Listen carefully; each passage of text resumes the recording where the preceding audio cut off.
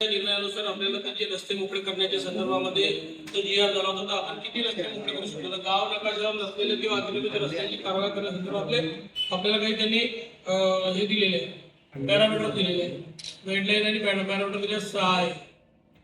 यानुसार आपण किती शेतकऱ्यांना, अनेक शेतकऱ्यांचे आजही आमच्याकडे येतात की वहिवाटची केस चालली आहे, ते अजून रस्ता मिळाला नाही किंवा रस्ता मिळत नाहीये, हे अशा गोष्टीच्या संदर्भात आजही भांडणं होत आहे. शेवटी काय होतं, कधी कधी जेव्हा पाऊस पडतो त्या टायमाला बांधावरची भांडणं सुरू होतात. तू माझ्या बांधावर जायचे, तू माझ्या बांधावर जायचे. शेवटी नॅचरल रस्ता देण्यासंदर्भात सरकारने डायरेक्ट निर्णय केला की ज्याला रस्ता नसेल, नकाशावर पण नसेल, त्याला आम्ही 12 फुटांचा एक रस्ता देऊ. या संदर्भामध्ये आपण दोघं तहसीलदारांनी काय काय त्या तालुक्यामधल्या त्या वहिवाटच्या वादाच्या संदर्भामध्ये काय आतापर्यंत पवित्रा घेतलाय किंवा आपण काय आतापर्यंत केलंय या संदर्भात जर आपण काही माहिती पडलं तर मग आपण मातोश्री पाननकडे, मुख्यमंत्री बळीराजा पाननकडे पण जाऊ आपण. आणि मी हे आमच्या सगळ्या सहकाऱ्यांना, पत्रकार मित्रांना सांगतो की बळीराजा पानन जळगाव जिल्ह्यात सगळ्यात जास्त मुक्ताईनगर तालुका करेल, मुक्ताईनगर मतदारसंघ करेल, याच्यावरती शंका नाही. आपण अनेक गोष्टी जर बघितल्या असेल की अनेक ठिकाणी 10 शेतकरी तयार असतात, पण एक शेतकरी फक्त अडचण आणतो आणि मग तो रस्ता होत नाही. इथे एक पुरा काकोड्याचं एक उदाहरण इथे बसले, विनोद पाटील. डांबरी रस्ता एकाने अडवून ठेवलेला आहे, तो वकील आहे, 4 वेळा उपोषणाला बसले, पण लगेच उपोषण सोडलं मी त्यांनी.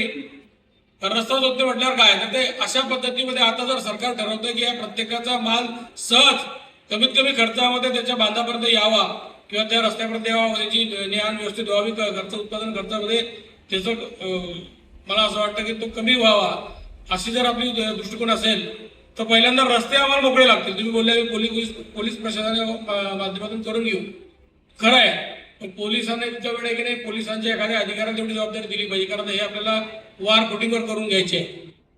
पोलिसांना पत्र देऊन आम्हाला यायचे लागणार लोक आहे, तुम्ही 2-4 लोक नेमून द्या, आम्ही एका दिवसात 25 रस्ते जे वादाचे आहे ते मोकळे करू असं सांगून. आता तुम्ही जर 700 रस्ते सांगताय 2 तालुक्यांमध्ये, तो आकडा छोटा नाही आहे, खूप मोठा आकडा आहे आणि कोट्यावधी रुपयाचा खर्च त्याच्यावर जाणार आहे म्हटल्यावर आपल्याला रस्ता परिपूर्ण लागेल. 5.50 मीटरचा आपल्याला रस्ता जर लागत असेल तर आपण खऱ्या अर्थाने ते रस्ते मोकळे आहे की नाही पाहिलं पाहिजे. कारण आमच्या दिलीप सरांच्या याच्यामध्ये जरा वेगळी आम्हाला अनुभव आलेला आहे. डांबरी रस्त्याच्या बी त्या नालीमध्ये हे ठोकता पाण्याचे ते आणि ते पाणी सोडवा खाली ती यामध्ये एक मेर त्याच्यात बी लावायची तयारी ठेवतो, लावा ती मेर, पण रस्ता चांगला राहील, सुस्थितीत राहील अशा पद्धतीने करता आलं, शेतकरी बांधवालाही मदत करायची म्हणते तर खऱ्या अर्थाने त्याच्या शेताची किंमत वाढते, त्याच्या शेतालाही उत्पादन खर्च कमी होतो. आणि या सगळ्या गोष्टीच्या माध्यमातून आपल्या तालुक्यामध्ये आपण हे रस्ते तर करतो, पण तेव्हा शेती रस्ते आपल्याला चांगले करता येईल. शासनाचा पुढाकार घेतोय, आपण पुढाकार घेत नाहीये. दुर्दैवाने खेदाने बोलावं लागतं की आज बरेच अधिकारी आलेले नाहीये. आणि हे मुख्यमंत्री बळीराजा पानन रस्त्यांची पहिलीच मिटिंग आपल्याकडे होती. अनेक तालुक्यांना दुसरी, तिसरी मिटिंग झाली आहे. हे मी अतिशय प्रमुखपणे ठळकपणे मांडतोय. हे काही चांगली बाब नाही, चुकीची बाब आहे. याच्या पूर्वीच झाल्या पाहिजे या बैठकी आणि लवकर कामाला लागलो पाहिजे होतो आपण, पण हरकत नाही. उशिरा सुटणाऱ्या गाड्या लवकर त्यांचा पल्ला गाठतील याच्याबद्दल शंका नाही आहे. तर आपण उद्यापासून या संदर्भामध्ये थोडंसं वैयक्तिक लक्ष घालून अधिकारी लोकांनी ते मला लवकर दिलं तर आपण क्लस्टर ठरवताना एक स्वतंत्र बैठक लावून घेऊ. आणि शेतकऱ्याची विभागवार बैठका पण आपण घेऊ. शेतकऱ्याची विभागवार बैठक घेतल्यामुळे त्यांना समजून सांगू शकतो, त्यांचं आपल्याला सहकार्य घेऊ शकतो. त्या ग्रामपंचायतच्या सरपंचाचं काय काम आहे, तलाठ्याचं काय काम आहे सांगू शकतो. कारण इथे आता खऱ्या अर्थाने BDO साहेबांचं आणि तुमच्या दोघांचंच कोऑर्डिनेशन हे महत्वाचं आहे. BDOला पण त्या ग्रामसेवकाला सांगून त्या गावाच्या लोकांची बैठक घेणे, ते सांगणे, ग्रामच्या BDOच्या माध्यमातून तिथल्या ज्या तुमच्या त्याला गावाचा जो निधी जमा होतो ग्रामनिधी, त्या ग्रामनिधी बी आम्हाला याच्यात लागणार आहे. साहेबांनी सगळ्या सांगितलं कुठून आपण आमदार फंडाचा निधी घेणार आहे. 15 विद्यार्थ्याचा मी खर्च पण घेऊ शकतो. जे आपण करू शकतो ते आपल्याला करता आलं पाहिजे. ते करण्याच्या दृष्टिकोनातून आपण तो प्रयत्न करूया. खऱ्या अर्थाने तापी आणि पूर्णा माईची आपल्यावर खूप मोठ्या प्रमाणामध्ये कृपा असल्यामुळे शेतकरी हा बारमाही बागायतदार, आपल्याकडे बऱ्यापैकी शेतकरी बारमाही बागायतदार आहे. आणि अशाच याच्यामध्ये नैसर्गिक आपत्तीमध्ये अनेक वेळा तो भरला जातो. पण अशातून जर एक आणखी चांगला उपाय रस्त्याचा होऊ शकला तर खऱ्या अर्थाने आपल्या सगळ्या शेतकऱ्यांना दिलासा असेल. म्हणून माझी प्रशासनाला विनंती आहे, प्रशासन तर करेलच, पण आपणही सगळ्यांनी सहभाग नोंदवावा आणि अतिशय चांगल्या पद्धतीत आपल्याला ते रस्ते करता येतील. हे जे रस्ते मातीचे मुरमाचे आहे, म्हणजे पुढे जाऊनही काही चांगलं करता येतं का तोही प्रयत्न आपण करूया. तर पहिला तर रस्ते मोकळे होणे महत्वाचं आहे. मग प्रशासनाने कठोर भूमिका घेतली पाहिजे. कुठे कुठे कठोर भूमिका आम्हाला घेता येत नाही, पण प्रशासन घेतं. आता काल तुम्ही जर बघितलं असेल तर कोण काय करत होतो, पण PI साहेबांनी बाकीचे बिबटे हाकून लावले.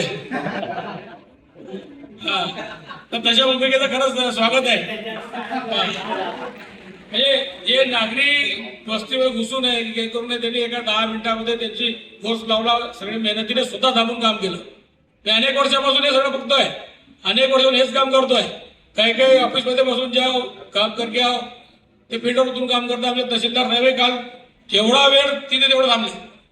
प्रत्येकाला त्याच्या जीवाची भीती असते, पण वन विभागाच्या व्यतिरिक्त बी अनेक चांगले लोक होते. परिमल साळुंकेचा एरिया नसताना परिमल साळुंके इथे होते, त्यांची टीम होती.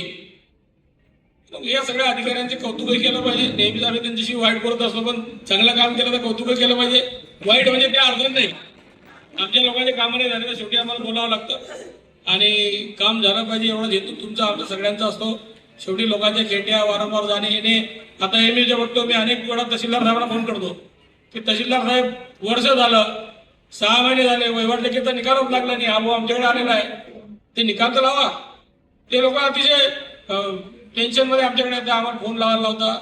म्हणून या सगळ्या वहिवाटच्या केसांचा मी निकाल भरभर लागला पाहिजे. त्याचे दिवस ठरल्याच्या आतच निकाल लागला पाहिजे आणि पुढे लगेच आपण जाऊन ते रस्ते करता आले पाहिजे. प्रत्येकाला तो त्याचा मूलभूत अधिकार आहे की शेतापर्यंत जाण्याचा रस्ता त्याला मिळाला पाहिजे. आणि या सरकारने तर कायदा केलाय की नकाशात जरी नसेल तर त्याला जायला रस्ता नसेल तर तो तलाठी मंडळ अधिकाऱ्यांनी बी आता ते सुनावणी घेतली पाहिजे. जे तहसीलदारांकडे सुनावणी झाली होती ते मंडळ अधिकाऱ्याकडे सुनावणी होऊ शकते आणि तात्काळ त्याला रस्ता देता येऊ शकतो. तर तुम्हालाही तुमच्या मंडळ अधिकाऱ्यांना त्या पद्धतीने गाईडलाईन द्यावं लागतील आणि एक चांगलं काम मुक्ताईनगर मतदारसंघात करण्याच्या दृष्टीने तुम्ही आपण प्रयत्न करूया. एवढंच बोलण्यासाठी मी आज खऱ्या अर्थाने मातोश्री आनंद लावून घेतलेली आहे. माझ्यापूर्वी इतर मतदारसंघात झाली आणि तिथे कामही चालू झाले, पण माझ्याकडे उशिरा का होईना पण मी कामं मोठ्या प्रमाणात करेल याच्याबद्दल आपल्या मनात शंका ठेवू नका. आपण एक चांगलं काम करायचा प्रयत्न करू. आपण सगळे समाजातले जबाबदार लोक आहे. आपणही आपल्या आपल्या गावामधले आपल्या त्या लोकांना समजवून एक चांगल्या पद्धतीमध्ये त्यांचं सहकार्य आम्हाला लाभेल, प्रशासनाला लाभेल हा प्रयत्न करावा. आणि आणखी काय असेल तर बोदवडचे तहसीलदार सांगतील. बोदवड तालुकाही तसा रस्त्यांच्या बाबतीत अजूनपर्यंत मला असं वाटतं की अभावाने रस्ते नाही आहे तिथे. त्याच्यामुळे त्याही रस्त्यांची आपल्याला त्यांनी 300-350 किलोमीटरचे रस्ते दिलेले आहेत, तोही करावा लागेल. आणि आजच्या मिटिंगला जे हजर नाही ते प्रांसाहेबांना माझा निरोप द्या, त्यांना नोटीस पाठवा.